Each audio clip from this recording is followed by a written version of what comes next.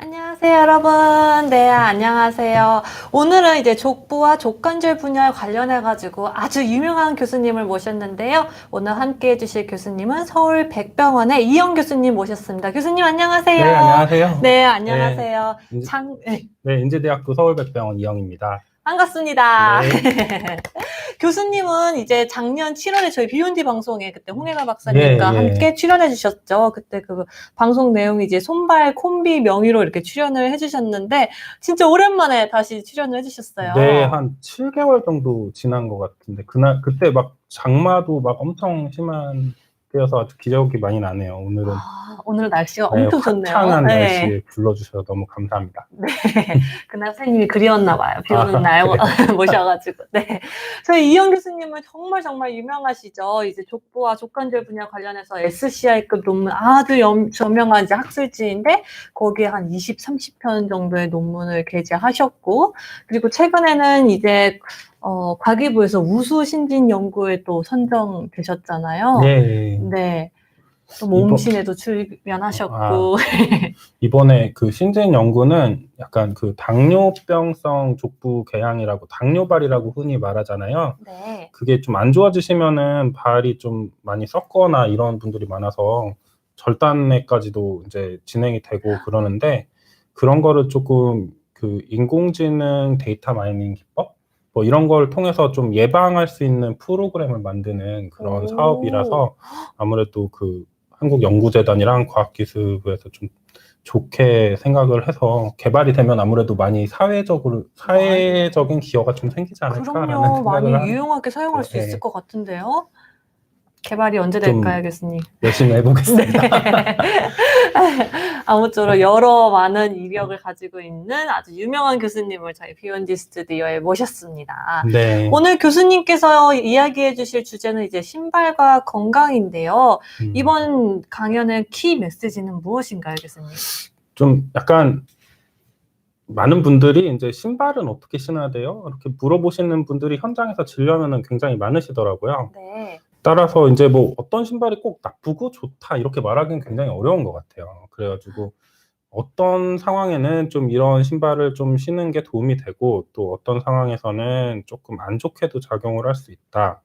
그리고 또 많은 분들이 또 물어보시는 게 정말 신발 때문에 병이 나빠지는 게 맞나요? 이렇게 물어보시는 분들도 많아가지고 왜 이렇게 신발이 발에 영향을 주게 되는가 이런 부분도 좀 네. 알아보기 위해서 좀 이런 주제를 가지고 왔습니다.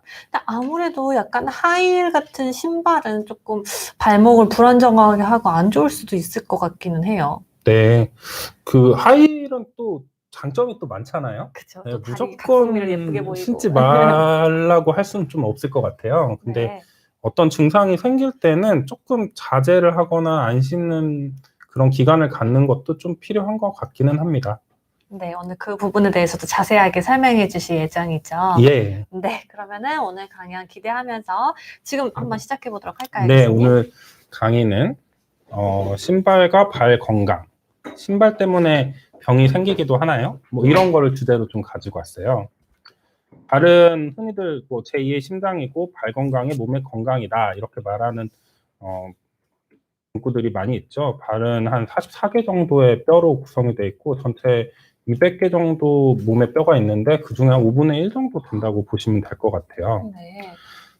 사람들은 이렇게 그 영장류는 체간이 이제 앞팔 길이도 뒷다리 길이랑 비슷하고 중심도 이제 앞으로 많이 쏠려 있는 반면에 직립을 하게 되면은 체중의 중심이 이제 가운데가 되고 두 다리로 이렇게 걷게 되죠. 이게 굉장한 특징이에요. 그래서 발이 이렇게 손에 이렇게 도구를 들기 위해서는 두 다리로 걷는 이런 보행으로 이제 발전이 되고 그래서 아무래도 호모사피엔스라는 인간의 특징적인 그런 것을 이제 저는 이렇게 생각해요. 발이 제공을 해준 게 아닌가. 발이요. 네. 침팬지는 이렇게 손이랑 발이 크게 차이가 안 나요. 모양 자체가 굉장히 비슷하죠. 근데 사람의 손과 발은 이렇게 차이가 많이 납니다. 그리고 사람은 키에 비해서 발이 다른 영장류에 비해서 굉장히 작은 편이에요. 그리고 이렇게 직립 보행을 하면서 발에 아치가 이제 만들어지고 그 아치를 통해서 효과적인 체중의 분산을 할 수 있게 이제 만들어져 있죠. 네. 신발을 만약에 신지 않는다면은 발은 어떤 형태일까요? 뒤에 보이시죠? 아주 시커먼 발. 이렇게 시꺼멓게. 지금도 여전히 신발을 신지 않고 지내는 어떤 그런 그 인류들이 아직 남아 있습니다. 그렇게 신발을 신지 않고 지내면은 이렇게 그 각질이 두껍게 형성이 돼요. 우리 강아지나 고양이 발 보더라도 두꺼운 각질이 있죠. 신발을 많이 안 신으니까 이렇게 각질이 많이 형성이 되고 그것이 이제 발 안쪽에 있는 조직을 좀 보호를 하는 형태가 됩니다. 보통 이 신발이라고 하는 게 언제 생겼냐? 보통은 이제 더 옛날부터 있었을 걸로 추측은 되지만 좀 많이 신게 된 것이 아마 이제 신석기 시대 기원전 6,500년 전 만년에서 한 그 정도 네. 생각을 좀 많이 하는 편입니다. 그때부터 이제 많이 이렇게 이동량이 많이 늘기도 했고 멀리까지 많이 이제 이동을 하고 또 그런 사냥도 하고 또 정착도 하고 그런 과정에서 신발이 생겼을 걸로 예측이 되고요. 신발을 신으니까 이제 아까 전에 신발을 신지 않는 사람들에 비해서 각질이 굉장히 없어지죠. 그리고 이제 발 모양도 이제 요즘에 페디큐어 이런 것도 하는 거 보면은 예쁜 발을 이제 현대 사람들은 더 추구를 하고 있습니다. 그리고 그에 맞춰서 신발들도 다양한 형태, 그리고 각각의 신발은 각각의 상황에 맞는 충실한 기능을 수행을 하고 있죠. 아까 전에도 말씀을 드렸는데 진료실에서 보면은 어쨌든 저는 이런 말씀을 드려요. 발 질환이 심해지지 않게 신발도 좀 신경을 쓰셔야 돼요. 이렇게 말씀드리면 아니 발이 편하라고 신는 신발인데 신발이 정말 병을 만드나요? 밖에 나갈 때 잠깐 신는 것뿐인데 이렇게 말씀하시는 분들도 굉장히 많아요. 그래서 그러실 것 같아요. 네, 그래서 좀 이런 발표를 좀 준비를 해봤어요. 여러 가지 이제 동물들은 발 모양이 다 다르죠. 하지만 어떤 환경이 비슷하면은 뭐 조류랑 양서류가 다르긴 하지만 물갈퀴가 생기고 이런 비슷한 환경으로 이제 변화가 됩니다. 뭐 펭귄도 발에 물갈퀴가 있고 펭귄 다리가 굉장히 짧아 보이잖아요. 네. 숏다리. 엑스레이 찍으면 굉장히 롱다리예요. 그러네요. 반전이 네. 있네요, 교수님. 그 안에 막 다 숨겨놔가지고 네. 펭귄이 또 뒤뚱뒤뚱 걷잖아요. 그쵸. 얘는 원래 뒤뚱뒤뚱 걸어야만 했던 앤가요? 모르겠어요. 그거는 실은 아니에요. 이렇게 체중을 사람처럼 몸의 중심에 체중을 실는 게 아니고 네. 앞쪽으로 이렇게 미끄러운 공간에서 넘어지지 않게 하려고 이렇게 앞으로 이렇게 체중을 싣다 보니까 다리가 바뀔 때마다 체중 실는 점이 바뀌어야 되는 거예요. 그래서 몸이 뒤뚱뒤뚱 걷는 이런 형태를 만들죠. 이런 환경 요소들이 발의 모양이라든지 걷는 형태라든지 이런 걸 다 바꾸는 거예요. 그러니까 어쩔 수 없이 넘어지지 않으려고 그렇게 되는 거군요. 그쵸. 예, 그런 생활 환경에 맞추는 거죠. 우리 발도 마찬가지예요. 발도 굉장히 뭐 날 때부터 건강한 발, 예쁜 발을 주는 것보다는 실은 이제 그런 유전적인 요인과 생득적인 요소가 분명히 존재는 하겠지만 살면서 바뀌는 부분도 굉장히 많다고 볼 수밖에 없어요. 우리 발레리나 발 하면은 이제 굉장히 이렇게 많이 나오죠. 발레리나 막 엄청 아름답고 뭐 우아하고 예쁜 그런 그 예술 활동을 하지만 그 발은 진짜 토슈즈라는 이제 좁은 공간 안에 딱딱한 신발을 신고 계속 활동을 해야 되니까 발의 형태가 이제 굉장히 많이 변화가 되죠. 정말 유명한 굉장한 유명한 사진이죠. 그 엄청 유명한 발레리나의 발이에요. 그 관절들이 막 이렇게 다 비유가 돼 있죠. 관절염도 조금 있으신 것 같고. 그래서 이제 이런 변형이 이제 생길 수 있어요. 이것도 어떻게 보면 일종의 직업병이라고 해야 될지. 그러면 이게 정말 피나는 노력으로 이런 발이 이제 생긴 거잖아요. 그런 자기의 노력과 그런 어떻게 보면은 그런 상징이죠. 그런 고생의 상징. 그래서 이렇게 유명한 그런 발레리나가 될 수 있었지만 또 어떻게 보면 신발 안에서 자기 발은 굉장히 고생하고 견뎌냈었던 거기 때문에 그런 변형들이 이렇게 또 이제 올 수밖에 없었던 그런 것도 있습니다. 우리 신발 때문에 발이 변하는 거는 이제 가장 이제 족부 의사들 사이에서는 이 얘기를 제일 많이 해요. 전족제도라고 해서 중국의 아주 이제 어렸을 때부터 굉장히 조그만 신발을 신기는 그런 풍습이 있는 지역이 있는데, 이게 여자가 못 도망가게 하려고 그런 거라면서요. 네, 뭐 여러 가지 설이 있는데 뭐 아무래도 도망도 못 가게 하고, 아무래도 이 지역에 사시는 분들은 발이 작은 게 미인이다. 미인이다, 이런 그런 고정관념이라 그럴지, 뭐 이제 고정관념이 좀 그러면 어쨌든 그런 풍습이 좀 있었던 것 같아요. 그런 전적으로 이렇게 크신 분들의 발을 보면은 엑스레이를 나중에 찍어보면은 굉장히 이렇게 심한 요족과 발가락이 다 접혀 있죠. 네. 이분 진짜 심각하신 것 네, 같은데요. 이런 형태로 변형이 돼 있어요. 이거는 어떻게 보면은 현대의학적인 입장에서는 일단은 굉장히 심한 변형이 있는 거죠.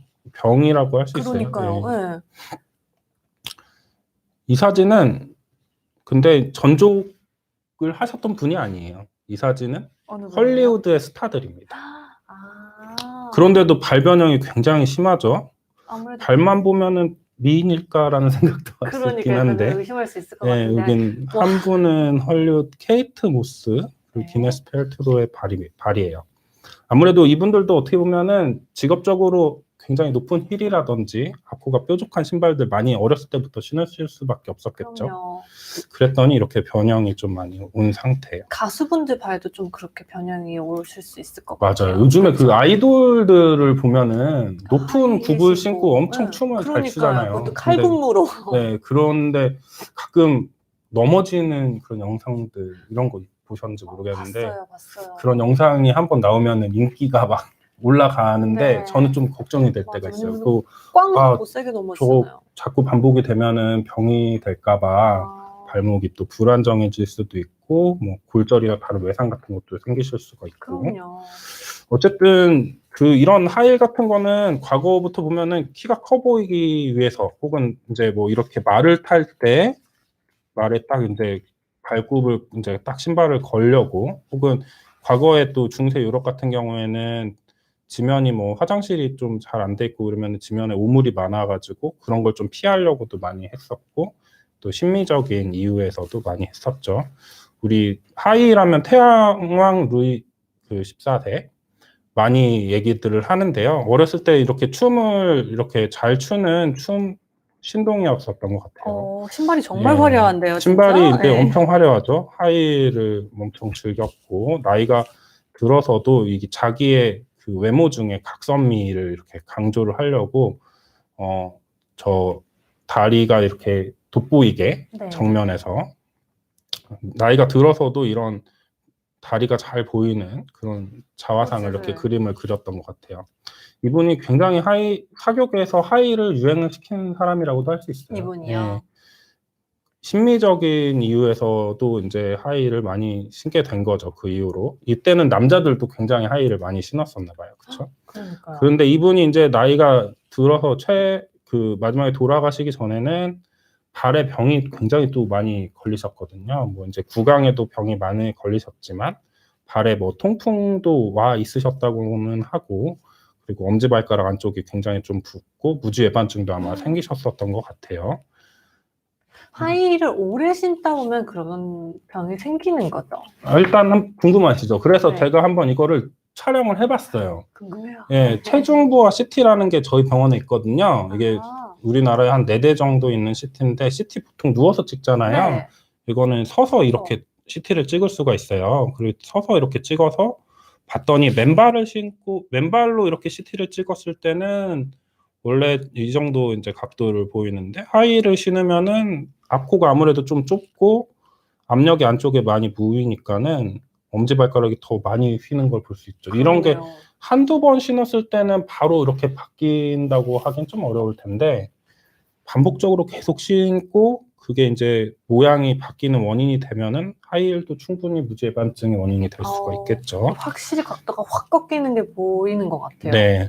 하이힐과 연관된 발 질환을 좀 보면은, 하이힐 신고 자꾸 넘어지고 뭐 혹은 이제 다치고 이러면은 만성 인대 손상이나 불안정증, 그리고 아까 전에 말씀드린 대로 무지외반증도 생길 수 있고, 새끼발가락 쪽에 생기는 무지외반증이라고 하는 소건망류, 이런 것도 생길 수 있고, 이런 좁은 좁은 폭 안에서 발가락들이 이렇게 구부러져서 생기는 갈퀴족 변형이라든지 망치족 변형 이런 것들이 생길 수가 있어요. 네. 근데 하이힐 그 높이에 따라서 좀 다르게 생기나요, 그러면? 이제 뭐 높이에 따라서도 이제 영향을 받고 발 앞쪽에 볼폭 있잖아요. 네. 볼폭 영향도 굉장히 좀 많이 받는 편이에요. 주로 좀 앞이 좀 뾰족한 네. 하이힐즈도 많죠. 우리나라 사람들은 또 이제 일본 사람이나 또 중국 사람이나 또 다 평균 사이즈도 다 다르고요.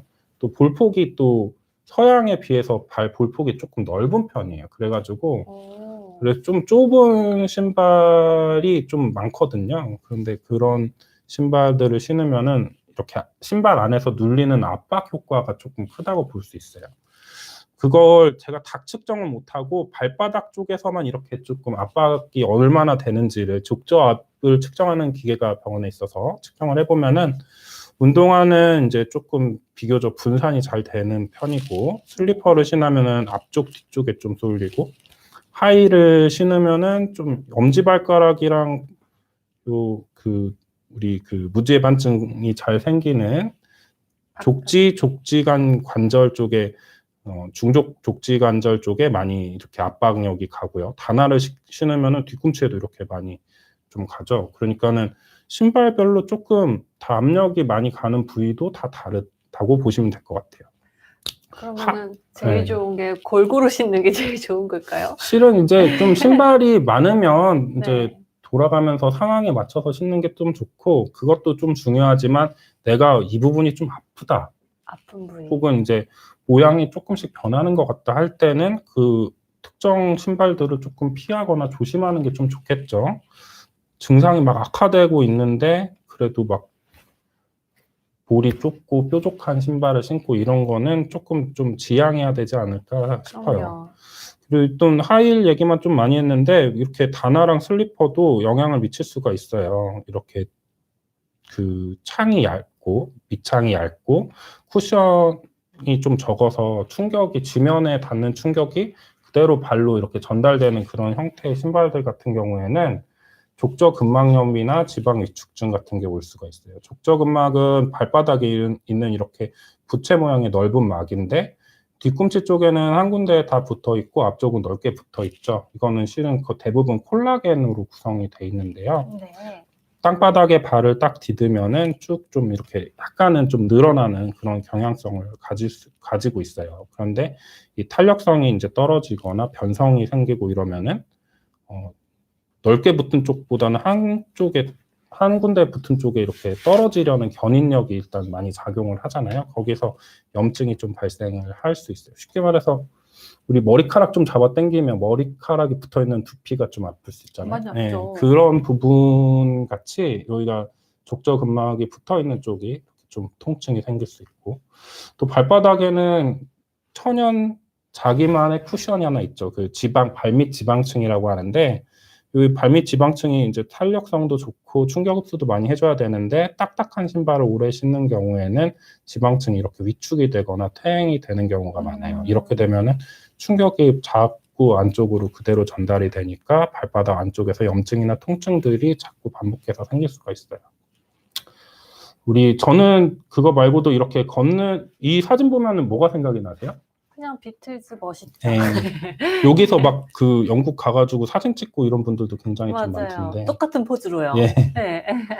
저는 이거 보면은 이런 게 생각이 좀 나는 편이에요. 여기 걷는 형태, 보행 주기가 어떤가 좀 약간 직업병이에요. 직업병이에요. 이런 형태, 걷는 것, 뛰는 것, 점프하는 거 이런 전부 다 그 형태에 맞게 체중의 분산이라든지 근육 관절의 사용이 다 다르거든요. 이렇게 걸을 때는 발만 이렇게 움직이는 게 아니라 발, 무릎, 고관절 이런 게 전부 다 동시에 사용이 되고 굉장히 다양한 근육들이 영향을 미쳐요. 적당한 보폭으로 걸어야 되고 발에 이제 발이 땅에 닿는 이런 모양들도 좀 자연스러워야 되고 이런 것들이 모두 건강한 보행 그리고 건강한 발, 건강한 관절을 위해서 매우 중요한 것들이거든요. 왜 이제 걷는 것도 일자로 안 걸으시고 저는 약간 좀 안짝으로 걷거든요. 아, 약간 그래요? 팔짝으로 하시는 분들도 계시고. 약간 자연스럽게 한 10도 정도 바깥쪽으로 나가는 게 정상적이라고 하는데 아, 그래요? 우리나라는 약간 그래도 반듯하게 걷는 거를 굉장히 선호하는 나라기 선호하죠. 때문에 네. 예, 그런 것도 이제 어렸을 때에 좀 신경을 많이 쓰는 것 같아요. 근데 걷는 것도 좀 알고 보면은 교육이 굉장히 많은 영향을 미친대요. 그래서 어떤 이제 교육이요? 자기가 날 때부터 이제 발의 모양이 어느 정도 정해진 사람도 있지만 습관적으로 이렇게 걷는 거를 자꾸 유도를 하면 어렸을 때 보행 형태도 많이 개선이 된다고 합니다. 신기합니다. 네, 갑자기 잠깐 딴 데로 넘어갔었는데 네. 이런 걸 보면은 이제 그 걷는 건 발이 이제 느끼는 감각이라는 거는 발만의 문제는 아니고 실은 이제 다리 전체 혹은 뭐 골반, 허리까지도 영향을 미친다는 거를 좀 생각을 할 수가 있는데 요건 하버드 대학교에서 좀 재미있는 연구를 해서 제가 하나 가지고 왔어요. 네이처에 실린 논문인데 네. 2019년도에 여기 미국에 사는 이제 부드러운 신발을 신는 사람이랑 아프리카의 맨발로 사는 사람들을 굉장히 먼 거리임에도 불구하고 비교를 하기 위해서 비행기 타고 열심히 분석을 하셨나 봐요. 왠지 아프리카에 계신 분 발이 더 건강할 것 같아요. 그래요. 예, 여기 장단점은 있겠죠. 네. 맨발로 좀 이제 지내셨던 분들은 아까 전에도 보셨겠지만 발바닥의 그 각질이나 이 발바닥 두께가 굉장히 좀 높게 나타났어요. 두껍게. 그쵸. 예. 근데 이제 그분들은 어떤 이제 땅바닥을 딱 디딜 때 과한 압력이나 체중이 딱 실리면은 그것이 이제 너무 심하지 않게 좀 조절하는 그런 감각도 많이 발달을 하셨던 거예요. 그래서 하중이 너무 과하게 가면은 그런 것들이 이제 발바닥에서 기민하게 이제 감각을 느껴서 감각을 수용해서 관절에 가해지는 압력들이 많이 분산이 됐더라. 그런데 부드러운 신발을 신는 분들은 발바닥에 아무래도 충격이 덜 느껴질 거 아니에요. 그럼요. 그래서 발목 관절, 무릎 관절, 고관절에 가해지는 충격이나 하중이 조금은 더 갈 수가 있더라. 이런 또 논문을 하나 발표를 하셨더라고요. 네. 보면은 다양한 기능성 신발들이 이렇게 있는데 이제 어떻게 보면은 충격이 너무 많이 가면은 그거를 좀 통증이 생길 수가 있으니까 그런 걸 예방하려고 기능적인 신발들을 많이 만들었죠. 뭐 에어가 예. 들어간 신발. 스프링도 네. 들어가고 에어도 들어가고 그런 게 이제 또 어떻게 보면은 아까 전에 본 지방 위축증이라든지 족저근막염 이런 환자들한테는 일견 도움이 되는 그런 상황이 있을 수도 있는데 근데 또 아까 전에 그런 분들이 아닌데 이런 충격을 많이 흡수하는 신발들을 또 신게 되면은 다른 관절에는 또 안 좋은 영향을 미칠 수가 있기 때문에 좀 항상 상황에 맞고 사리에 맞는 그런 신발들을 찾아서 신는 게 제일 좋지 않을까. 그래서 제가 마지막으로 이제 말씀드리고 싶은 거는 이런 얘기예요. 오늘 키 메시지죠. 네.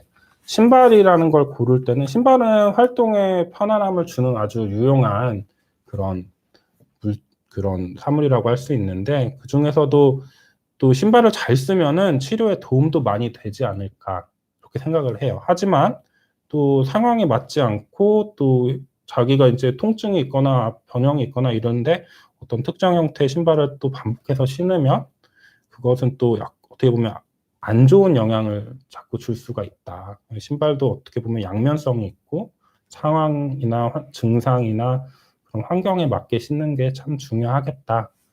이런 말을 하고 싶었습니다. 네. 교수님 그러면 이제 그 어떤 상황에 어떤 신발을 신는 게 좋을까요? 조금 구체적으로 설명을 해 주신다면. 일단은 대부분 이제 저는 심리적인 요소 굉장히 중요하다고 생각을 맞아요. 해요. 네. 좀 예쁘게 보이고 싶고 하면 그 신발을 뭐 하이힐도 신을 수도 있고 뾰족한 신발도 신을 수 있고 그렇겠죠.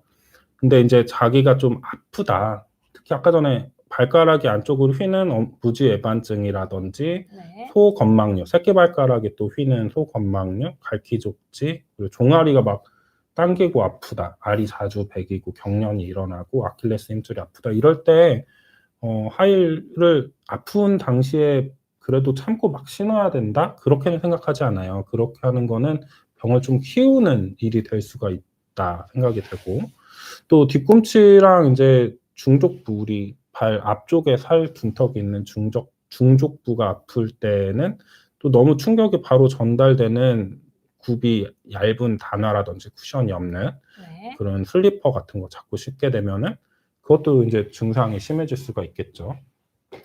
그리고 이제 그런 지방 위축증 이런 게 있으신 분들 같은 경우에 또 너무 얇은 신발 신거나 이러면은 또 그것은 증상 악화되는 원인이 될 수 있겠고, 지방 위축증 있으신 분들은 또 막 지하판이나 막 이런 돌길을 막 슬리퍼, 걷는 거 네. 이런 것도 안 좋잖아요.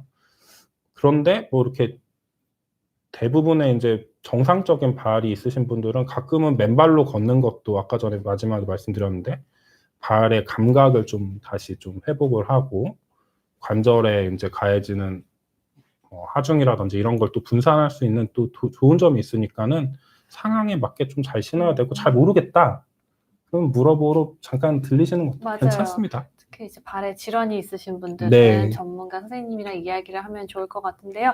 만약에 아직 발의 변형이 심한 게 오지 않고 질환도 오지 않았는데 예방하려고 한다. 그러면은 어떻게 하면 좋을까요? 일단은 저는 그래서 그럴 때는 신발을 상황에 맞게 여러 가지 좀 준비를 여러 하는 게 가지를. 좋겠다 이렇게 네. 말을 해요. 신발이 몇 가지만 있으면 그 안에서만 계속 신발을 신게 되잖아요. 그리고 그럼요. 그 한 가지 신발만 계속 신으면 그 신발에 저요, 맞게 부츠만 신어요, 교수님. 신발에 맞게 발이 점점 변해가겠죠. 그런데 이제 자극도 한 가지만 반복해서 받는 것보다는 일단 여러 가지 자극들 이제 돌아가면서, 그리고 그 안에서 신게 되면은 상황에 맞춰서 이 신발을 신었지만 오늘은 좀 스트레스가 덜한 이 편한 신발을 신을 수도 있는 거고, 그런 식으로 좀 나누어서 이렇게 신는 게 좀 좋을 것 같고, 좀 그리고 또 좀 얘기하고 싶었던 거는 어쩔 수 없이 뭐 좀 규격화되거나 이제 타이트하거나 뾰족하거나 뭐 하이를 오래 신거나 이러신 분들은 휴지기, 주말이나 뭐 발이 좀 쉬어야 되는 날을 꼭 좀 가졌으면 좋겠다. 네. 그런 생각을 좀 합니다. 그러니까 일주일에 뭐 5일 정도는 일 때문에 어쩔 수 없이 신게 된다면 주말에는 이제 네, 그런 금요일 신발을 저녁부터 신으시고. 토일까지는 좀 소개팅 같은 게 없는 한은 좀 안 신으시고. 네. 아니면은 그런 출퇴근 시간에만 약간 운동화로 갈아 신었다가 일하실 네. 때만 그렇게 뭐 맞아요. 하이를 신는다든지. 네, 따로 좀 이렇게 준비를 해가지고 신는다든지 상황에 맞춰서. 네. 그런 게 좋을 것 같아요. 근데 정말 상황에 맞춰서 여러 신발을 신는 게 정말 중요한 것 같은데 아까 교수님께서 CT로 또 보여주셨잖아요. 네. 이렇게 자극이 어떻게 분포되는지. 네. 그래서 정말 오늘부터라도 습관을 좀 바꿔야겠어요. 한 신발만 고집하지 말고 여러 신발 신는 걸로. 자기의 스타일이 있으니까.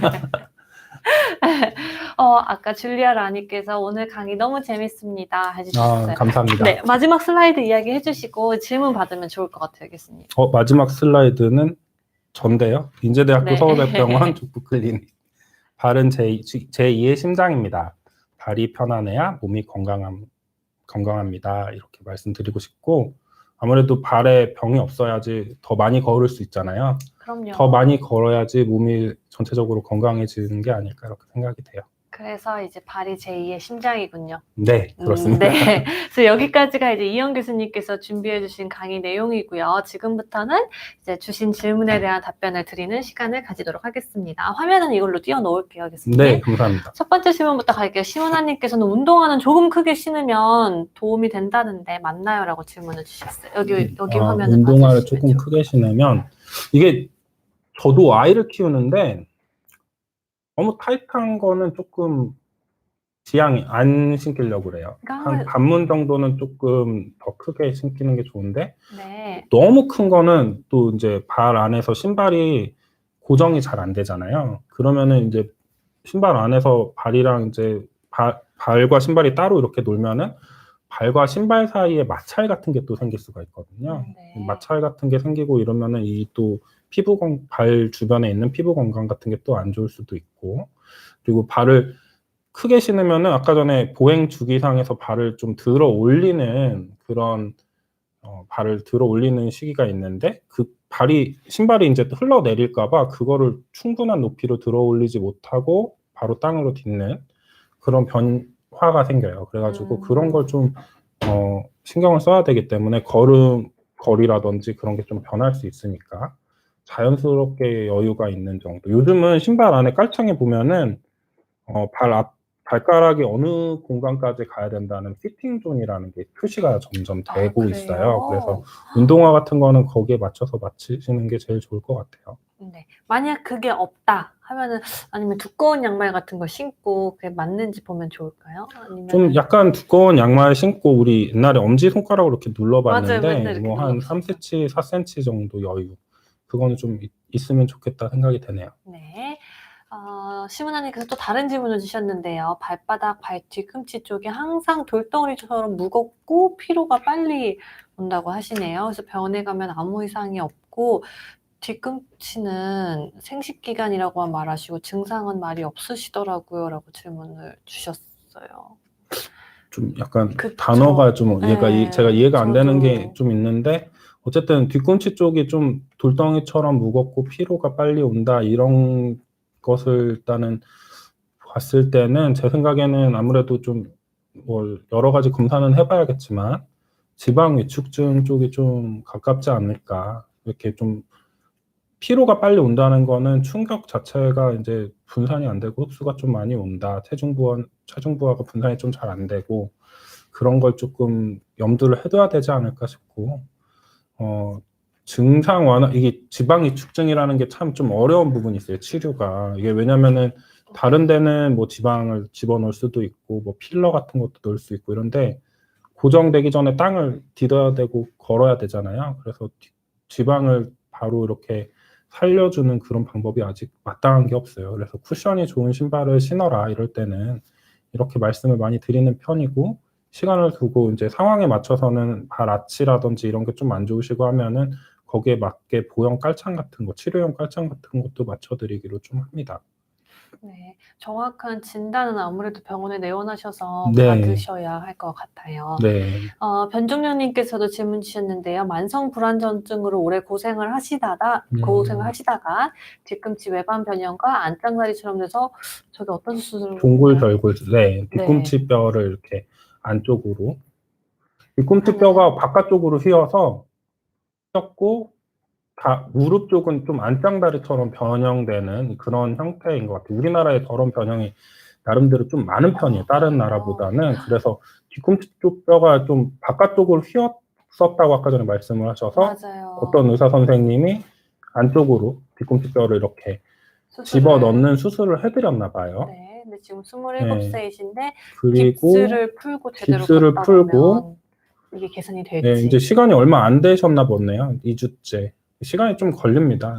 절골술이라는 거는 뼈를 좀 약간 변형을 시켜가지고, 뭐 예를 들어서 네. 뼈를 좀 이렇게 골절을 내가지고, 아니면 좀 잘라서, 혹은 약간 왜곡을 시켜서 모양을 맞추는 거거든요. 아무래도 금속 고정도 하셨을 테고 하니까는, 좀 깁스 2주 되셨다고 하는데 앞으로 뭐 한 2달 정도는 조금 조심하시고, 그 다음에 재활하고 나면은 이전보다는 많이 개선되지 않을까. 진단도 좀 세심하게 다 하시고 한 수술이 아닐까 이런 생각이 드네요. 네. 우선은 재활을 잘 받는 네. 거를 목적으로 해주시면 좋을 것 같습니다. 안나 더블제이님께서는 무지배반증이 있고 무릎 관절염 초기 40대 초반 여성분이시래요. 이제 네. 직장에서는 아치가 있는 교정 슬리퍼와 일상에서는 교정용 아치 깔창 운동화를 신고 있는데 쿠션이 좋은 운동화와 교정 신발 중에서 어떤 게 더 도움이 될지 질문을 주셨어요. 네.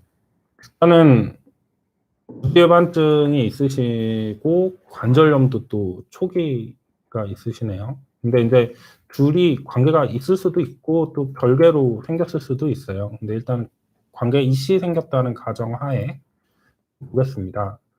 보통은 이제 무지배반증이 있으시면은 그 아치가 좀 내려가면서 무지배반증이 생기시는 분들이 좀 있어요. 그래서 아치 깔창 운동화도 좀 쓰시고 또 슬리퍼도 교정 슬리퍼도 쓰시는 것 같은데, 이제 무지배반증은 단계와 그 심한 정도의 차이가 있어요. 그래서 네. 어느 정도까지가 심하냐 이게 중요한데, 교정이 좀 어느 정도 가능한 기간이 조금은 저는 있다고 보거든요. 근데 뭐 엑스레이나 뭐 이런 데 심하게 이제 나온다 하면 이제 교정이 좀 어려운 시기로 넘어갈 수가 있어요.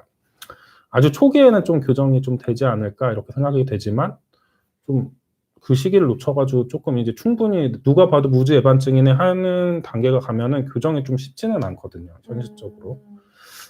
그 교정이 좀 되는 시기라고 보면은 교정 신발을 조금 신어보는 게 좀 도움이 됩니다. 아치 깔창은 지금 만약에 아치가 좀 가라앉고 무제반증도 생겼다고 한다면 아치 깔창은 그냥 필수적으로 계속 쓰시는 게 좀 도움이 또 잘 될 것 같고, 운동화는 이제 교정 신발이랑 운동화는 실은 이제 사용하는 그런 목적에 따라서 아무래도 딱 뭐만 신어라 하긴 좀 어려운 것 같아요. 그죠. 활동적인 운동을 할 거면은 쿠션이 좋은 운동화 신는 게 낫고, 좀 그렇게 활동적이지 않은데 나는 교정을 조금 더 신경을 쓰고 있어야겠다 하면 교정용 신발 신으시는 게 좋을 것 같아요. 네. 그 외에도 만약에 추천해 주시고 싶은 신발이 있으실까요? 특정 상표를 말씀드리기가 좀 어려워서. 근데 이제 아니면 제일 뭐 좋은 거는 자기 발에 딱 맞는 거를 좀 찾는 게 중요한 것 같아요. 옛날에는 저 어릴 때만 해도 그랬거든요. 어떤 로고가 이렇게 있느냐 이게 굉장히 좀 그럼요. 중요했는데 패션의 약간 일부잖아요. 시간을 좀 가지고 많이 신어보고 또 인제 또 신으실 때 보면 운동화 고를 때 보면은 딱 신는 순간만 중요한 게 아니고 신고 나서 쪼끔 지나서 내 발에 맞게 이게 좀 적응이 돼 주냐 이것도 굉장히 중요해요. 그래서 좀 편한 신발이라고 생각되는 거는 또 어떤 폼에 맞춰서 몇 개 정도는 구매하셔도 괜찮아요. 뭐 한 번에 다 사는 게 아니라 이게 괜찮았다 신어보고. 하면은 그 모델 자체를 또 인제 하나 더 구매해서 또 신어 보시는 것도 괜찮습니다. 그런 식으로 자꾸 좀 사용해서 내가 편하게 신을 수 있는 신발 하나를 좀 확보를 하시는 것도 좋다. 물론 인제 다른 뭐 직장 갈 때 구두도 신으셔야 되고 힐도 신으셔야 되고 뭐 여러 가지가 있겠지만 편한 신발은 하나 좀 장만을 해 두시는 게 '내 발에 맞게 하나 준비를 해 보는 게 좋지 않을까.' 이렇게 생각이 돼요. 그럼요. 발도 편안하게 해줄 때가 휴식을 줘야 할 때가 있잖아요. 네네. 네. 우영아 TV 님께서는 이제 허리 통증, 무릎 통증이 이제 발의 균형에서 온다고 이제 발을 풀어주는 치료 같은 거를 권유받으셨는데 이게 맞는 이야기인지 질문을 주셨어요. 네. 반갑습니다. 우영아 TV님.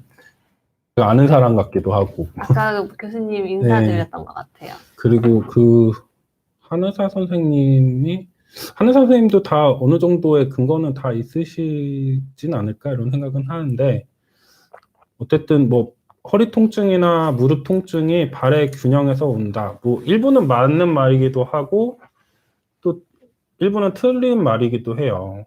발의 예를 들어서 균형이 왼쪽 오른쪽이 잘 맞지 않는다.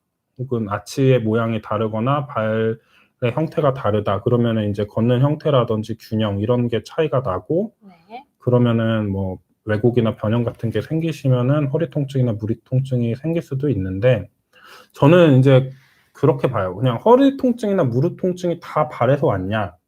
그렇게 말하기는 굉장히 어렵습니다. 그래서 이제 아무래도 저런 경우는 설명을 좀 그렇게 하시는 분들이 많아요. 허리 통증, 무릎 통증이 생기면 무조건 이제 발이 균형이 맞지 않아서 발을 풀어 줘야 됩니다. 이렇게 무조건 설명하는 거는 좀 옳지 않다고 보고, 그게 인제 각각 부분을 이렇게 잘 확인을 하고 그다음에 이 원인이 맞다 하면은 그다음에는 발 치료를 해야 되는 거고, 만약에 그게 아니고 허리 자체에 문제가 있고 무릎 자체에 통증이 문제가 있는 것에 의해서 발생된 통증이다 하면은 그 부분을 치료를 하는 게 맞죠. 그러니까는 어떻게 보면은 각각은 개별로서도 다 존재할 수 있고 각각은 불과 분의 관계로 연결이 될 수도 있다고 봅니다. 하지만 모든 게 다 연결된 것도 물론 아니고 모든 게 다 연결되지 않은 것도 아니지 않을까.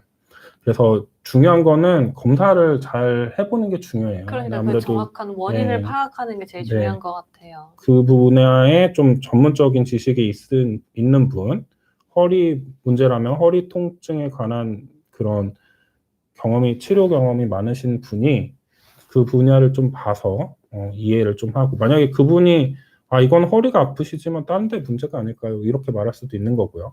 예를 들어서 발 같은 경우도 막 저리거나 불편하다고 하시면 발에 검사를 아무리 해도 안 나올 때가 있어요. 허리에 디스크가 있어서 발 주변 아플 수도 있거든요. 아. 그러니까는 그런 부분이 있다고 하면은 그 검사를 좀 면밀하게 하고 경험이 있으신 분들이 본 다음에 거기에 맞는 원인을 찾아보는 게 가장 중요한 게 아닐까 이렇게 생각이 됩니다. 네. PSY 윤님께서는 이제 발목 만성 불안정성으로 가골이 형성됐다고 하는데 수술로 제거해야 할까요? 질문 주셨어요. 아, 네. 가골. 뭐 하여튼 골극 같은 게 나오셨나 봐요. 불안정성이 있는 분들 중에는 뼈가 좀 튀어나오는 분들이 있어요. 약간 관절염으로 이해할 수도 있고 별개로 불안정성 자체만으로도 이제 골극이 생기는 경우도 있다고 하는데요. 이 골극이 나온다고 해서 무조건 수술로 제거하는 건 아니고요. 만약에 생활에 불편함을 주지 않는 부분에 골극이 나와 있다면은 제거를 억지로 하지는 않습니다. 근데 발목 주변은 이제 발목이 다방향으로 움직이는 관절인데 뼈가 튀어나오면은 관절에 있는 뼈와 뼈가 서로 부딪히는 경우가 있어요. 특히 이제 전방 쪽에 빈도가 좀 높고 후방 쪽에도 조금 생기는데 발목 앞쪽으로 이렇게 네. 골극이 많이 생기는 경우에 전방 충돌 증후군이라는 게 생기거든요. 아플 것 같아요, 네. 교수님. 튀어나온 뼈랑 뼈가 서로 딱 부딪히는 거예요. 그러니까요. 엄청 아프겠죠. 네. 그런 게 있어요. 그리고 뼈 튀어나온 정도도 심해요. 그러면 제거를 해주는 게 그럼요. 좋아요. 계속해서 네. 아프게 있을 수는 없으니까. 네. 근데 큰 수술인가요? 아무래도 좀 걱정을 하시는 요즘에는 것 그 같아요. 관절경이라고 해서 뭐 요즘은 아니고 조금 이제 관절경 많이 한 지도 좀 시간이 됐지만 그런 카메라를 넣어서 한 1, 2cm 정도에 되는 절개창으로 그 골극 자체를 제거를 할 수가 있기 때문에 뭐 그렇게 큰 수술이라고는 생각은 안 됩니다. 네. 보리차님께서는 교수님 조금만 걸어도 종아리에 중압감, 온몸은 따뜻해도 발목 위만 이제 차가워지신대요. 10년 정도 그렇게 됐는데 왜 그런지 질문 주셨어요. 아, 그게 좀 이분도 이제 딱 단언해서 무슨 병이다 이렇게 말하기 좀 어려워 보이는데, 근데 발목 위만 차갑고 발목 아래는 뜨겁다 뭐 이런 뜻인가 그런 것 모르겠네요. 같아요. 일단 뭐 여러 가지 좀 고민을 해봐야 됩니다. 이런 경우도 뭐 혈액순환 문제일 수도 있고 신경 자체 신경계 문제일 수도 있고 나이가 좀 있으시다면은 이제 뭐 말초신경병증, 뭐 당뇨나 뭐 이런 거 있으시고 하면은 네. 그런 것도 고민을 좀 해볼 만한 그런 문제고요. 그리고 다른 게 다 문제가 없다고 한다. 병원에 가서 정형외과나 뭐 이런 통증 클리닉 같은 데 갔는데 문제가 별로 없다고 했다. 이러면은 하지 불안 증후군이라는 것도 있어요. 하지 불안 증후군 뭐 이제 온도 감각 이상이라든지 저림 감각이라든지 밤에 통증이 심하고 뭐 그런 다른 문제가 없을 때 있는 그런 신경적인 요소에 의해서 생기는 그런 병도 있기 때문에 다양한 가능성을 놓고 좀 봐야 될 것 같아요. 네. 유엘리사님께서는 지금 이제 평발 때문에 오래 걸으면 너무 아프고 피곤하시대요. 평발은 치료 방법이 있을까요? 질문 주셨어요. 네, 평발은 이제 우리나라 아까 전에 뭐 뒤꿈치가 바깥쪽으로 휘었다고 수술 받으신 분도 실은 평발의 일종이에요. 아까 전에. 아, 그래요? 네, 그 평발이 생기면은 뒤꿈치는 좀 바깥쪽으로 휘고 안쪽에 있는 아치는 가라앉게 됩니다. 그렇게 되면은 발이 이제 무너진다고 하죠. 체중 분산이 아치가 있어야지 체중 분산이 잘 일어나는데 아치가 이제 소실되면은 분산이 잘 안 일어나고 여러 부분에 이제 체중이 뭐 많이 과하게 이제 쏠리는 현상이 발생이 돼서 통증도 일어날 수가 있어요. 평발은 흔히 두 가지로 나뉩니다. 유연성 평평족과 그 강직성 평평족이라고 해서 유연성 평평족은 발이 부드럽게 막 움직이는 거예요. 너무 부드럽게 움직여서 체중이 실었을 때는 평발이 되고 그냥 또 떼보면은 아치가 생길 수도 있어요. 그래서 우리 넌 평발이야 이렇게 말했는데 앉아가지고 나 아치 있는데 이렇게 말하면은 조금 계세요. 네. 그런 분 계시는 것 같아요. 차이가 있잖아요. 자기가 봤을 땐 아치가 있는데 남이 봤을 아닌데? 때는 평발이래요. 네. 그런 분들은 이제 유연성 평평족이라고 할 수가 있어요. 그런 분들은 1단계는 어쨌든 깔창을 이용해서 치료를 합니다. 인접 관절에 영향을 미쳐가지고 관절염이 발생이 되거나 아니면은 힘줄에 영향을 줘가지고 힘줄염이라든지 이런 동반 병변이 생기는 경우에는 수술로 치료를 하기도 하지만 대부분 조금은 그런 비수술적인 치료를 충분히 시행을 해보고 나서 이제 수술적인 치료 방법을 찾으시는 게 좋겠고, 아무래도 좀 깔창이라든지 이런 거를 좀 적극적으로 써보는 게 좋습니다. 평발에 좋은 신발은 무엇일까요?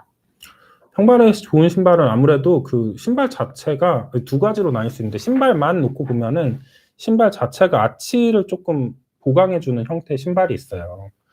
네. 그런 신발을 신으시면은 그 자체만으로 좀 도움이 되고, 만약에 아니라고 한다면은 아예 그 치료용 깔창 같은 거를 신으시는 분들한테는 또 이제 아예 편편한 신발 찾으시라고 말씀을 드려요. 완전히 깔창 자체가 굴곡이 없는 거 위에다가 치료용 깔창을 얹어서 신으시라고 하고, 치료용 깔창 같은 거 신으시면은 사이즈를 아까 전에 뭐 한 반치수 정도, 한 4-5mm 정도 이제 더 큰 거를 신으시라고 말씀을 드렸는데, 깔창에 들어가면 깔창에 볼륨이 생기거든요. 그래서 그거보다도 또 한 치수 좀 큰 거를 찾아서 신어보시는 게 좋습니다. 네. 선생님, 그 깔창을 이제 일반 분들도 많이 사서 신으시잖아요. 그 발 건강을 위해서 신으시는 분들이 많이 계시는데, 병원에 가서 나에게 맞는 깔창을 맞춰서 넣어야 할까요? 아니면 시중에 판매하는 그런 깔창을, 건강에 좋다고 하는 깔창을 깔고 신발을 신고 다녀도 괜찮을까요? 깔창은 이제 목적과 상황에 따라서 이제 좀 나눠볼 수가 있을 것 같아요. 깔창은 이제 통증을 경감시키는 목적의 깔창이 있을 수 있고요. 변형 자체를 좀 교정시키기 위한 그런 목적의 깔창이 있을 수가 있어요. 그래가지고 일단 깔창을 고를 때 첫 번째는 통증을 경감시키기 위한 깔창은 딱 신고 편해야 되잖아요. 그쵸. 안 아프기 위한 깔창이니까 그렇게 찾으시면 되는데, 변형을 교정시키기 위한 깔창은 신고 바로 편한 게 답이 아닐 수도 있어요. 그럼요. 예, 불편해도 감수하고 신어야 될 때가 있습니다. 평발 뭐 이러신 분들도 또 그런 게 있을 수가 있고, 그런 변형을 교정해야 한 깔창은 아무래도 그 검사라든지 발 족상이라고 좀 말을 하는데, 발 자체의 형태도 좀 찍어서 확인을 해볼 필요가 있고, 다른 이제 기저 질환들이 있는지도 확인을 한 다음에 깔창을 맞춰야 할 수가 있기 때문에, 그런 것들은 조금 병원에서 방문을 하시고 이제 그다음에 맞춰보시는 게 어떤가 싶고, 깔창 종류에도 이제 기성형 깔창이 있고, 기성품으로 나온 형태가 있고, 좀 조립해서 쓸 수 있는 형태의 깔창이 있고, 자기 발에 딱 맞게 맞춰가지고 맞춤형으로 깔창을 신을 수가 있는데, 통증을 개선시키는 목적의 깔창은 어느 상황에도 다 이제 좀 적용할 수가 있어요. 하지만 이제 그 교정을 하려는 목적의 깔창은 아무래도 기성품으로 교정하기는 조금 안 어려울 맞겠죠. 수도 있을 것 예, 같아요. 자기 발에 딱 맞게 해서 그거를 몰딩을 좀 해야 더 교정 효과를 이렇게 교정 효과가 더 크지 않을까, 이렇게 생각이 되네요. 네. 변종렬님 질문 마지막으로 받을게요. 아까 중골 절골술을 받은 분이신데, 이제 안짱다리도 발 수술로 개선되는지 질문을 주셨어요.